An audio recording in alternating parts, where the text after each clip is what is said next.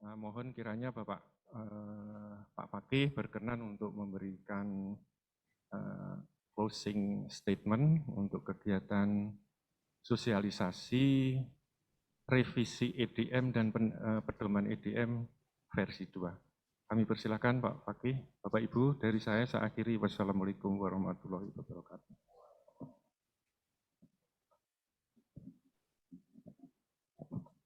Baik, terima kasih Pak Bambang. Assalamualaikum warahmatullahi wabarakatuh. Waalaikumsalam. Yang saya hormati Pak Budi Susetyo, tim ahli kami dalam pengembangan EDM ini, beserta seluruh tim ahli yang lain, Bu Cut, Pak Jeffrey, Pak Heru, para konsultan PMU, Pak Bambang, Pak Farman, Mas Panji, dan tim semua yang saya hormati, Bapak Ibu peserta kegiatan ini juga yang saya hormati. Saya tidak ingin banyak menyampaikan materi tentang tadi saya kira sudah lengkap sekali apa yang disampaikan di wrap up session oleh Pak Budi. Saya sempat mendengarkan sebentar tadi poin-poin yang disampaikan Pak Budi dan juga Pak Jeffrey dan Bu Cut. Saya kira ada beberapa keyword, saya ingin meng-highlight beberapa keyword saja terkait dengan kegiatan ini. Pertama, Pak Jeffrey ini selalu menggunakan atau menganalogikan EDM ini dengan check up ya, medical check up atau general check up lah gitu.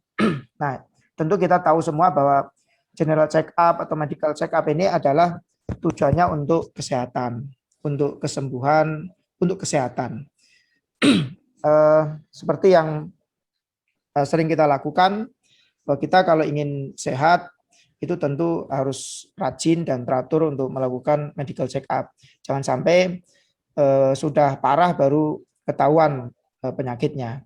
Dan tadi menarik juga yang disampaikan Pak Jeffrey bahwa EDM ini tidak hanya fokus di obat atau di ERKAM nanti ya. ERKAM itu idealnya tidak hanya mencari kelemahan atau penyakit, tapi juga vitamin. Ini saya kira analogi yang sederhana, tapi ini bisa kita bawa oleh-oleh lah pulang dari Surabaya. Salah satu takeaways dari kegiatan ini adalah beberapa keyword-keyword yang tadi disampaikan oleh Pak Jeffrey dan juga Pak Budi. Jadi di samping obat juga perlu vitamin. Jadi madrasah-madrasah yang sudah bagus tentu harus mempertahankan performanya, kinerjanya dengan vitamin, dengan kegiatan-kegiatan atau program-program yang pengembangan. Tapi kalau yang masih di bawah standar, tentu itu banyak obat yang harus dikonsumsi. Gitu. Kemudian catatan lain tadi kata-kata yang saya kira penting juga tentang kejujuran, integritas. Ini sangat penting sekali. Saya kira nanti ini rata-rata TIP dan TIM. Saya kira paling penting harus kita yakinkan kepada madrasah adalah terkait dengan integritas pengisian data. Ini saya kira sangat penting. Saya tidak membayangkan kalau madrasah-madrasah ini dalam mengisi EDM ini mindsetnya adalah tidak jujur. Ini yang rugi adalah madrasah itu sendiri. Sekedar pengalaman kemarin, alhamdulillah saya sudah divaksin, Pak. Sudah divaksin dosis pertama. Gitu. Nah, sebelum divaksin itu ada screening. Gitu. Ditanya gitu, apakah kontak erat dengan penderita COVID dan sebagainya gitu. Itu kan kejujuran. Gitu. Saya membayangkan kalau ada orang tidak jujur mengisi, ini kan tentu nanti akan ada implikasinya. Implikasinya bisa membahayakan gitu kan. Kalau misalnya ternyata dia kontak erat dengan penderita COVID misalnya, tapi dia jawab tidak dan sebagainya. Padahal sebenarnya kalau misalnya dia jawab jujur, mungkin ada solusi yang disampaikan oleh tim kesehatan misalnya. Nah ini saya kira kalau kita tidak jujur mengisi screening instrumen gitu kan, begitu juga ini kita tidak jujur mengisi data EDM, tentu ini akan berbahaya. Nah saya kira hal ini yang perlu kita tekankan kepada para tim pengembang mutu di madrasah agar melatih madrasah-madrasah kita ini untuk jujur.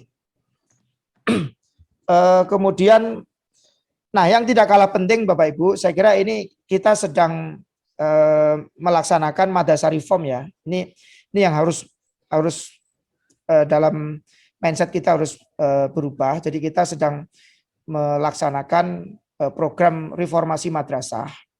Ini yang mulai kita lakukan adalah mulai dari komponen 1, melalui dari EDM, perubahan mindset, perubahan perilaku.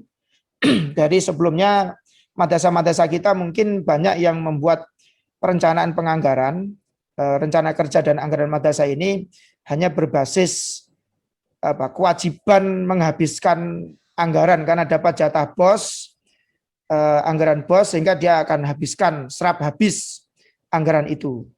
Nah ini mindset lama. Nah yang kita inginkan di mindset baru adalah ada perubahan perilaku dari madrasah-madrasah kita, bahwa dalam membuat perencanaan penganggaran itu tidak hanya berbasis keinginan, tidak hanya berbasis kewajiban untuk menyerap anggaran, tapi betul-betul berbasis kebutuhan. Kebutuhan-kebutuhan inilah yang nanti akan diidentifikasi, di assessment melalui instrumen EDM ini. Gitu. Kemudian nanti akan ada obat atau vitamin yang nanti akan lakukan melalui aplikasi RK.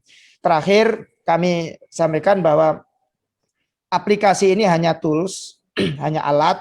Jadi jangan sampai kita kehilangan energi, habis energi di aplikasi, kemudian ruhnya hilang, semangatnya hilang. Justru aplikasi ini hanya tools untuk memudahkan analisis, memudahkan cara kerja kita.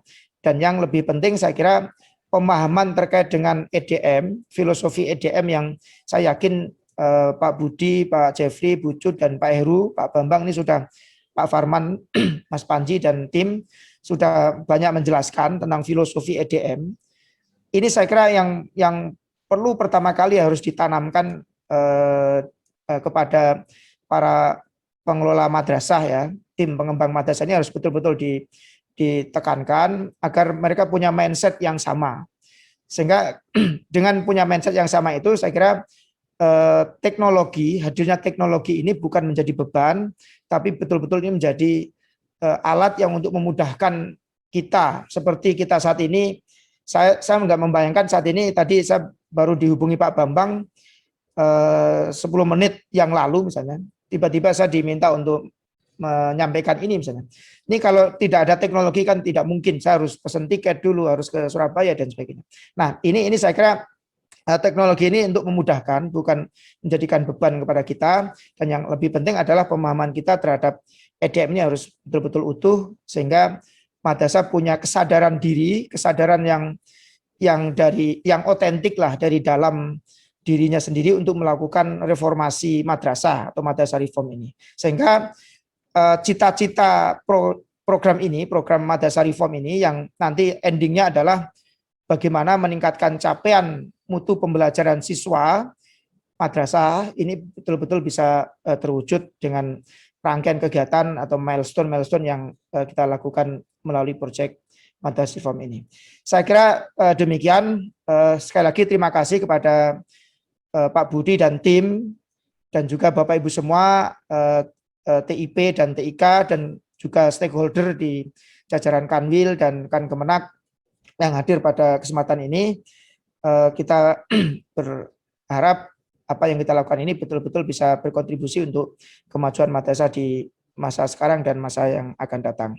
Terima kasih. Mari kita tutup acara kita pada kesempatan ini dengan sama-sama membaca hamdalah. Alhamdulillahirrahmanirrahim. Amin. Assalamualaikum warahmatullahi wabarakatuh. Waalaikumsalam.